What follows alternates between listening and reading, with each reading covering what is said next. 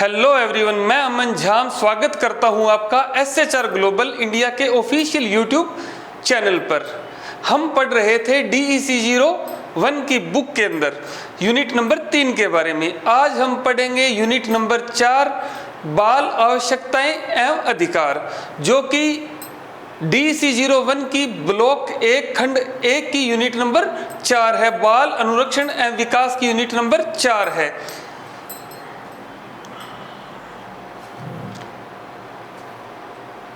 बच्चों की आवश्यकताएं एंड अधिकार यूनिट नंबर 4। देखो, जितने भी यूनिट आप लोग पढ़ रहे हो, ये जो यूनिट है इनके बारे में इनके नाम से ही पता चल जाता है बच्चों की आवश्यकताएं क्या क्या रहती हैं, बच्चों के पास कौन कौन से अधिकार सुरक्षित है, ये बच्चों को विकास के अंदर कौन कौन से अधिकार दिए गए हैं। तो इसकी प्रस्तावना के बारे में पढ़ते हैं। पहले इस यूनिट के अंदर ओवरव्यू क्या कहा गया है। मनुष्य प्राचीनता और पारिवारिक जीवन से शुरुआत में प्रकाश डालते हुए यह बताया गया है कि बच्चों को जीवित रहने, विकसित होने के लिए विशेष देखभाल की आवश्यकता होती है। शारीरिक देखभाल के साथ साथ स्नेह, प्रेरण, संरक्षण भी अनिवार्य है। कहने का मतलब ये है, बच्चों को अलग अलग तरह के अधिकार दिए गए हैं। बच्चों को देखभाल का अधिकार है, स्नेह का, प्रेरण का और संरक्षण का भी अधिकार है। बच्चों को कई तरह की आवश्यकताओं और अधिकारों की आवश्यकता होती है। बच्चों को कई तरह की आवश्यकताओं और अधिकारों की आवश्यकता होती है। इनमें शामिल है शिक्षा के आवश्यकता, शिक्षा का अधिकार, स्वास्थ्य, सुरक्षा, विकास का अधिकार, साथ ही भोजन, पानी, आश्रय और देखभाल की आवश्यकता। इन आवश्यकताओं को पूरा करने बच्चों का विकास और भलाई के लिए महत्वपूर्ण है। बच्चों की कौन कौन सी आवश्यकताएं हैं। सबसे पहली शिक्षा की आवश्यकता। किसी भी बच्चे को शिक्षा से वंचित नहीं किया जा सकता। बच्चों को शिक्षा प्राप्त करने का अधिकार है, जिसमें मुफ्त अनिवार्य प्राथमिक शिक्षा शामिल है। शिक्षा उन्हें अपने जीवन के लिए तैयार करती है, उन्हें बेहतर भविष्य प्राप्त करने में मदद करती है। देखो, सबसे पहले बच्चों को शिक्षा का अधिकार है। प्राथमिक स्तर पर बच्चों को मुफ्त में शिक्षा लेने का अधिकार है। दूसरा, बच्चों को स्वास्थ्य का अधिकार है। बच्चों को स्वस्थ जीवन जीने का अधिकार है, जिसमें उचित पोषण, साफ पानी, स्वास्थ्य देखभाल शामिल है। तीसरा, सुरक्षा। बच्चों को सभी प्रकार से दुर्व्यवहार, हिंसा, शोषण से सुरक्षा का भी अधिकार है। बच्चों को शारीरिक, मानसिक विकास के अंदर बच्चों को शारीरिक, मानसिक, सामाजिक रूप से विकसित होने का अधिकार है। देखो, सबसे पहले मैं आपको बता दूं, ये जो यूनिट है बच्चों के आवश्यकताएं एंड अधिकार से रिलेटेड है। तो बच्चों की जो आवश्यकताएं हैं और बच्चों के पास जो अधिकार सुरक्षित है वो कौन कौन से हैं। बच्चों को प्राथमिक स्तर पे शिक्षा प्राप्त करने का अधिकार है। बच्चे को अच्छा स्वास्थ्य रखने का अधिकार है, जिसमें बच्चे को उचित पोषण मिलना चाहिए, साफ पानी मिलना चाहिए और उसके स्वास्थ्य की देखभाल होनी चाहिए। तीसरा, बच्चों को सुरक्षा का भी अधिकार है, जिससे उन्हें हिंसा और शोषण से बचाया जा सके। और बच्चों के पास अधिकार कौन कौन से हैं, ये जो तीनों हैं बच्चों की आवश्यकताएं हैं, शिक्षा, स्वास्थ्य, सुरक्षा एंड विकास। और बच्चों के अधिकार, जीवन का अधिकार, बच्चों को जीवन और जीवित रहने का अधिकार है। दूसरा, बच्चों को शिक्षा का अधिकार है, सुरक्षा का अधिकार है, स्वतंत्र रूप से व्यक्त करने का अधिकार है। बच्चा अपनी राय और विचार व्यक्त करने का अधिकार रखता है। तीसरा, लास्ट जो है, खेलने और मनोरंजन का भी अधिकार बच्चों के पास है। तो ये जो मैंने आपको बताए हैं, ये सभी बच्चों की आवश्यकताएं कह लीजिए या बच्चों को प्राप्त अधिकार कह लीजिए। भारत के अंदर इससे संबंधित कई तरह के कानून भी बन चुके हैं, जो बच्चों को पर्याप्त मात्रा में भोजन, पोषण और उनकी सुरक्षा के लिए बनाए गए हैं। और बच्चों को देखभाल की क्या आवश्यकताएं हैं। शारीरिक विकास और स्वास्थ्य के लिए बच्चे को सुरक्षित, स्वच्छ वातावरण, पोषक आहार और बीमारियों से सुरक्षा की जरूरत होती है। जैसे जैसे बच्चा बड़ा होता है, उसकी देखभाल की प्रकृति भी, ये टॉपिक जो है अलग है। शारीरिक देखभाल की आवश्यकता, बच्चों को शारीरिक देखभाल की आवश्यकता पड़ती है। बच्चा जब छोटा होता है उसकी देखभाल के लिए जो उसकी आवश्यकता होती है वो अलग होती है। लेकिन जब बच्चा शैशवावस्था से बाल्यावस्था में आता है, बाल्यावस्था से युवावस्था में जाता है, युवा अवस्था में बच्चा जब वयस्क अवस्था में जाता है, तो जैसे जैसे बच्चा बड़ा होता है तो उसकी देखभाल की जो आवश्यकता है उसकी प्रकृति भी बदलती जाती है। प्रेरण की आवश्यकता, बच्चों को मानसिक और संज्ञानात्मक रूप से विकसित करने के लिए प्रेरणात्मक वातावरण की आवश्यकता होती है। देखो, इसमें अपने बात कर सकते हैं सामाजिक परिवेश की। सामाजिक परिवेश मतलब बच्चे की जो देखभाल है वो मानसिक और संज्ञानात्मक रूप से कब विकसित होगी, जब उसे प्रेरणात्मक वातावरण और आवश्यकता होती है। खेल, बातचीत, अन्वेषण और अनुभव बच्चे को सीखने और समझने में मदद करते हैं। नेक्स्ट टॉपिक है स्नेह और परिपोषण की आवश्यकता। स्नेहपूर्ण पालन पोषण से बच्चे का आत्मविश्वास, सामाजिक कौशल और भावनात्मक विकास जो है वो मजबूत होता है। बालक का पालनकर्ता के साथ सकारात्मक संबंध भविष्य की सभी संबंधों की नींव रखता है। अब इसके बारे में आप लोग समझिए। स्नेहपूर्ण पालन पोषण, जब बच्चे को अपने लाड प्यार से पालते हैं तो बच्चे के अंदर आत्मविश्वास भी बढ़ता है, सामाजिक कौशल भी बढ़ता है और भावनात्मक विकास भी मजबूत होता है। देखो, कई बार क्या होता है, बच्चे का जो लालन पालन जो है, जो पोषण है, वो किसी स्नेह के अंदर नहीं हो पाता। तो जब स्नेह बच्चे को नहीं मिलता तो बच्चे के अंदर के द्वेष की भावना बढ़ जाती है और दूसरों को देखने का बच्चे का नजरिया जो है वो बदल जाता है। लेकिन जब बच्चे का पालन पोषण स्नेहपूर्ण होता है तो उसमें आत्मविश्वास, सामाजिक कौशल और भावनात्मक विकास जो है वो मजबूत होता है। बालक का पालनकर्ता के साथ सकारात्मक संबंध, जब बच्चे को पालने वाला जो है वो उसके साथ सारी बातें जब शेयर करता है, जब उसके साथ वह पॉजिटिव फील करता है, तो वो भविष्य के लिए उसके बहुत बढ़िया होता है, जो उसके भविष्य की सभी संबंधों की नींव रखता है। जब आवश्यकताएं पूरी नहीं हो पाती, यदि बच्चों की शारीरिक, मानसिक या भावनात्मक जरूरतें जो हैं वो पूरी नहीं हो पाती तो उनके विकास पर उसका प्रतिकूल प्रभाव पड़ सकता है। वंचना, जब वंचित रह जाता है बच्चा, शारीरिक, मानसिक और सामाजिक समस्याएं उत्पन्न हो सकती हैं। जब बच्चे को शारीरिक, मानसिक और भावनात्मक जो चीजें हैं वो बच्चे को नहीं मिल पाती या उनकी जो जरूरतें हैं बच्चों की वो पूरी नहीं हो पाती तो उसके विकास पर उसका प्रतिकूल प्रभाव पड़ता है और प्रतिकूल प्रभाव पड़ने के कारण कई सारी ऐसी समस्याएं हैं जो पूरी हो जाती है, मतलब उत्पन्न हो जाती हैं। नेक्स्ट है बच्चों की आवश्यकताओं में विकासात्मक परिवर्तन। जैसे जैसे बच्चा बड़ा होता है उसकी आवश्यकताएं भी जटिल हो जाती हैं। पालकों को इन परिवर्तनों के अनुसार उनकी देखभाल के तरीके बदलने होते हैं। देखिए, जब बच्चा शैशवावस्था के अंदर होता है, ना ही तो वो बोल पाता है, ना ही वह चल पाता है, ठीक है, वो इशारों में बात करता है, तो उसकी जो ज़रूरतें हैं अपने को समझना पड़ता है भी इसको किस चीज़ की ज़रूरत है। यदि वो रो रहा है तो वो कुछ खाने के लिए रो रहा है या उसके कहीं दर्द हो रहा है या पेन हो रहा है, तो उसकी जो आवश्यकता है वो समय के साथ बदलती जाती है। शैशवावस्था में बच्चे का पता नहीं चलता, लेकिन जैसे ही वो बाल्यावस्था में आ जाता है तो उसे खेलने की जरूरत पड़ती है, उसे बातें करने वाला कोई ना कोई चाहिए, तो उसकी जो आवश्यकता है शैशवावस्था से बाल्यावस्था में आता है तो उसकी आवश्यकता भी बदल जाती है। बाल्य अवस्था में जब बच्चा युवा अवस्था में जाता है तो उसकी आवश्यकताएं अलग हो जाती हैं। युवा अवस्था से जब वयस्क हो जाता है जब उसकी आवश्यकताएं अलग हो जाती है। जैसे जैसे बच्चा बड़ा होता है उसकी आवश्यकताएं भी जटिल हो जाती हैं। पालकों को इन परिवर्तनों के अनुसार उनकी देखभाल के तरीके बदलने होते हैं।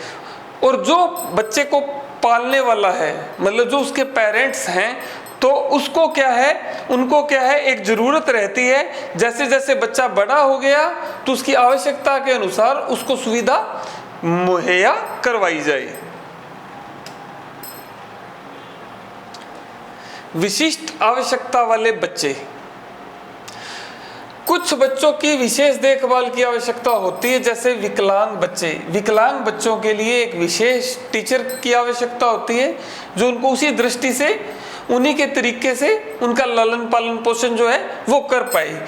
उनके लिए संवेदनशील, समावेशी और अनुकूल सेवाएं आवश्यक है। उनको उन्हीं के हिसाब से रखना पड़ता है, जिस माहौल के अंदर या जिस एटमॉस्फेयर के अंदर वो बच्चे रहते हैं उनको उन्हीं के हिसाब से रखना पड़ता है। अब बात करते हैं भारत के अंदर बच्चों के अधिकार के लिए कौन कौन से कानून बने हुए हैं। बच्चों को विकास, सुरक्षा, शिक्षा और अभिव्यक्ति जैसे मूल अधिकार प्राप्त है, और उसके लिए कानून कौन कौन से बने हुए हैं। संयुक्त राष्ट्र बाल अधिकार घोषणा जो हुई थी 1959 के अंदर और 1989 के अंदर, भारतीय संविधान के नीतिक निर्देशक तत्व जो हैं वो बच्चों के अधिकार उसमें शामिल किए गए हैं। बच्चों के लिए एक राष्ट्रीय नीति का निर्माण भी किया गया है।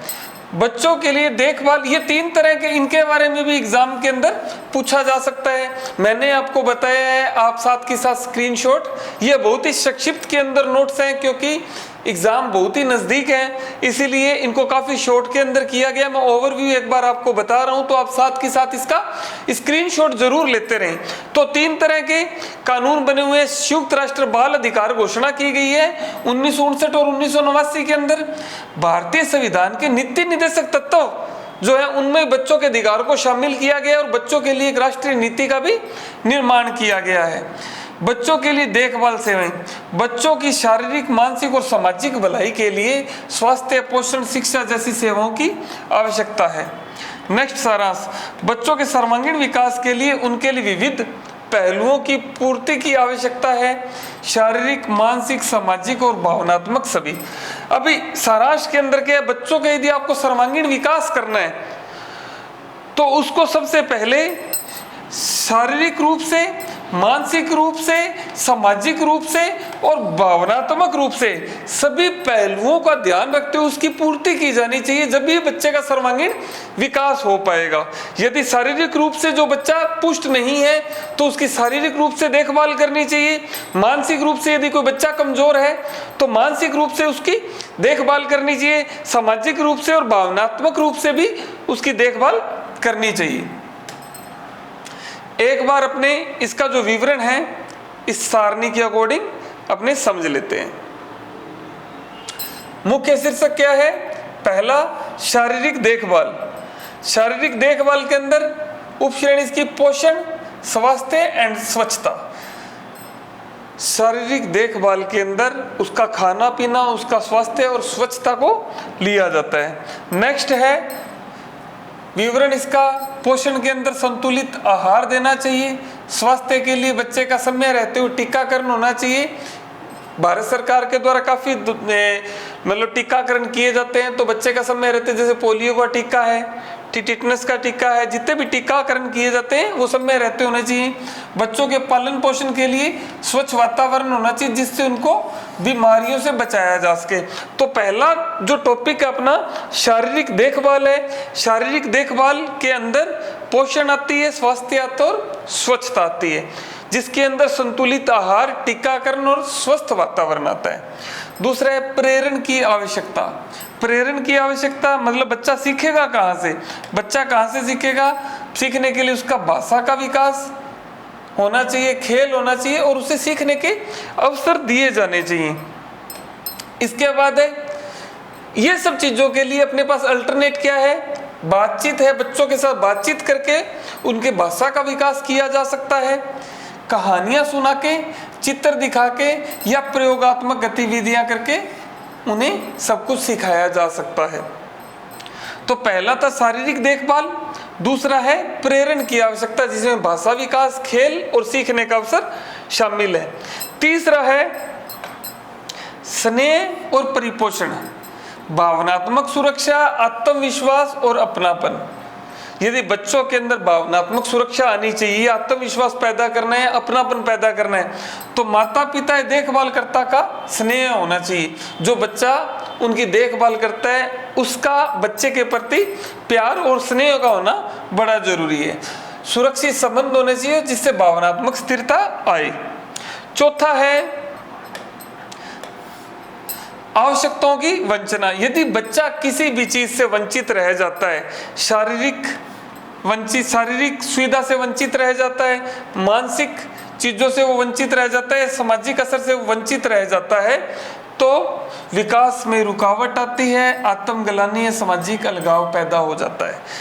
देखो, यदि बच्चे का विकास अच्छी गति के साथ आपको करना है, अनुवांशिक देखा जाए तो उसके अंदर जीन की जरूरत है, और दूसरा शारीरिक वंचना, मानसिक वंचना और सामाजिक वंचना यदि बच्चे के अंदर हो जाती है, यदि बच्चा शारीरिक दृष्टि से सुविधाओं से वंचित रहता है, मानसिक दृष्टि से सुविधाओं से वंचित रहता है या सामाजिक दृष्टि से सुविधाओं में वंचित रहता है, तो बच्चे के विकास में रुकावट आती है, आत्मग्लानि पैदा होती है और सामाजिक अलगाव भी अपने को बच्चों के अंदर देखने को मिलता है। यदि ये चीजें बच्चे के अंदर नहीं होगी तो उसका जो असर है ये होगा। यदि ये तीनों चीजें बच्चे के अंदर नहीं होगी, शारीरिक देखभाल नहीं होगी, प्रेरण की आवश्यकता नहीं होगी, स्नेह और परिपोषण नहीं होगा, तो बच्चे के विकास के अंदर रुकावट आएगी, आत्मग्लानि होगी और सामाजिक अलगाव देखने को मिलेगा।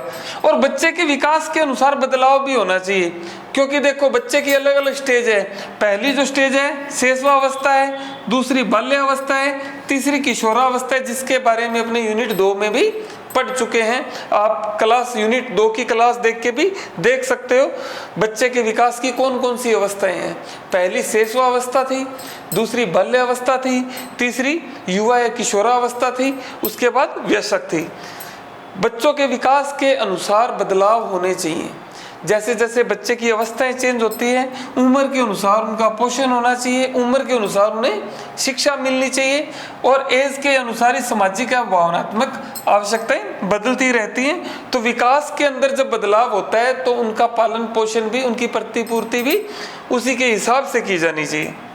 और जो विशिष्ट आवश्यकता वाले बच्चे हैं, मतलब जो विकलांग बच्चे हैं, उन्हें विशेष शिक्षा मिलनी चाहिए, अनुकूल वातावरण रहना चाहिए, विशेष देखभाल होनी चाहिए, सहायक उपकरण उनको मिलने चाहिए, जिससे उनकी वो बाध्यता है वो दूर हो पाए, संवेदनशीलता, समावेशी शिक्षा मिलनी चाहिए।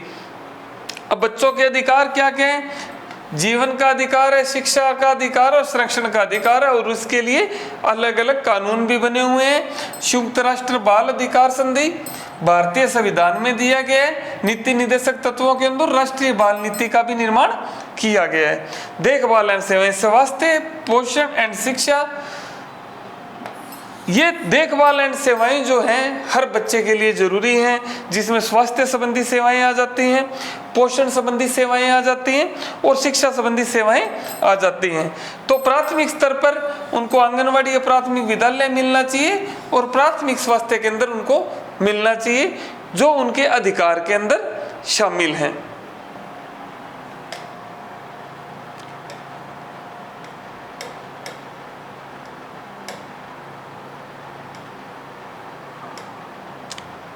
तो अपनों ने अब पढ़ा है, अपनों ने पढ़ा है बच्चों की आवश्यकताएं, अधिकार।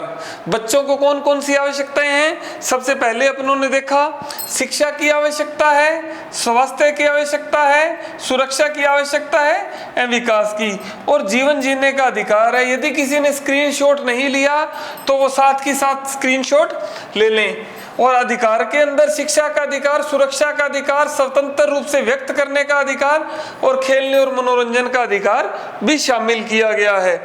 नेक्स्ट है, इनको संक्षिप्त रूप में यदि देखें तो इस इंडेक्स के अंदर आपको आगे जो इंडेक्स मैंने बताया उसके अंदर बताया गया है। अब सबसे मेन जो है, सबसे मेन इतनी तरह के कानून और संधि हुई है। संयुक्त राष्ट्र बाल अधिकार की घोषणा हुई है, कब कब हुई है?